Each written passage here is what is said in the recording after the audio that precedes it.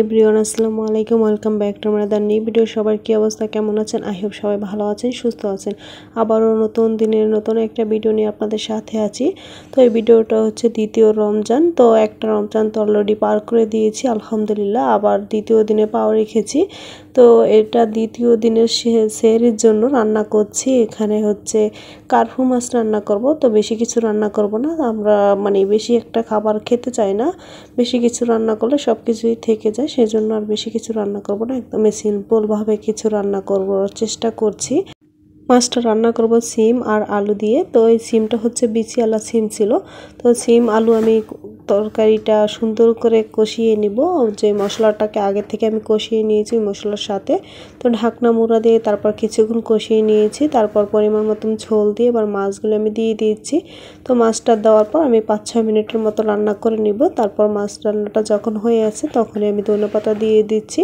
ধনেপাতাগুলি frozen ছিল, তো frozen ধনেপাতায় দিয়ে দিচ্ছি, যেহেতু হাতের কাছে ছিল না তাই ফ্রোজেনটাকেই দিলাম মাছের মধ্যে। তো এখন মাছটাকে সুন্দর করে রাড়া দিয়ে তারপর এখন আমি চুলাটা অফ করে দিব, যেহেতু ফ্রোজেন ধনেপাতা সিদ্ধ হতে একদমই সময় লাগবে না।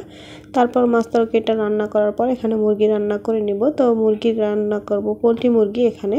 তো পেঁয়াজ কাঁচামরিচ দেওয়ার পর কিছুক্ষণ ভেজে নিয়েছি তেলের সাথে, তারপর মশলা দিয়ে দিচ্ছি।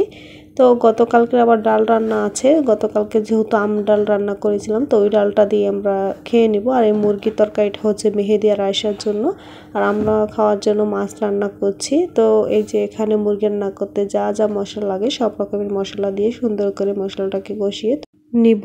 আর যারা এখন পর্যন্ত আমার ভিডিওর সাথে আছেন, একটা লাইক দিতে ভুলে গিয়েছেন, প্লিজ একটা লাইক দিয়ে দিবেন। আপনাদের একটা লাইক আমাকে নতুন নতুন ভিডিও বানানোর উৎসাহ জাগায়। আর যারা আমার চ্যানেলে আজ নতুন ভিজিট করেছেন তাদের কাছে যদি একটু হলে আমার ভিডিও কোনো অংশ ভালো লাগে দেখে, চাইলে আমার চ্যানেলটা সাবস্ক্রাইব করে আমার পাশে থেকে যেতে পারেন। তো যেহেতু রমজান মাস তাই রান্নার পরিমাণ সবই কম কমেই রান্না করেছি। তো আবার আজকে খিচুড়ি রান্না করব।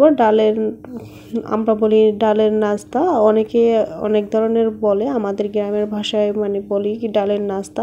তো এই খিচুড়িটা কিন্তু আমরা অনেক বেশি পছন্দ করি ইফতারের সময় খেতে। তো এই খিচুড়িটা আগে থেকে আমি রান্না করে রেখেছিলাম, তো জাস্ট একটু লাড়া দিয়ে দিচ্ছি। তো এই খিচুড়িটা খেতে কিন্তু অনেক বেশি মজা হয়েছিল মাশাআল্লাহ।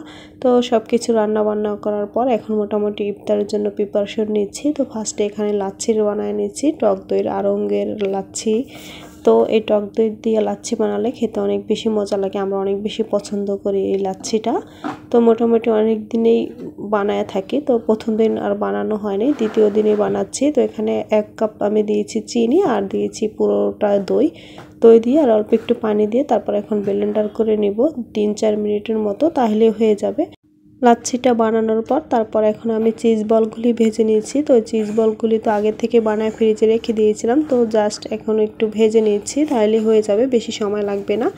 তো চিজ বলগুলি ভাজার পর তারপর এখানে হচ্ছে সব খাবার দাবার একসাথে রেডি করে নিয়েছি। তো এখন আমরা ইফতারি সামনে নিয়ে সবাই বসেছি। তো এখন ইফতার করব, আর এখনও আজান দেয়নি, তো আজানের জন্য অপেক্ষা করছি। আর এর মধ্যে আজান দিয়ে দিয়েছে। তো এখন আমরা সবাই প্রথমে খেজুর খেয়ে তারপর শরবতটা খেয়ে ইফতার করে নিব। এই ছিল আমাদের দ্বিতীয় দিনের ইফতার। তো আমরা ফলের আইটেমটা খুবই কম রেখেছি, কারণ আমরা ফলের আইটেমটা বেশি পছন্দ করি না, ভাজা পোড়াটাই বেশি পছন্দ করি। তো আমরা জানি ভাজা পোড়া খেলে সমস্যা, তারপরও ভাজা পোড়াটাই না খেলে একদমই ভালো লাগে না। তো আজকের ভিডিওটা কেমন লাগছে অবশ্যই কমেন্ট করে জানাই দেবেন। আর আজকে এখানে বিদায় নিয়ে নিচ্ছি, আল্লাহ হাফেজ।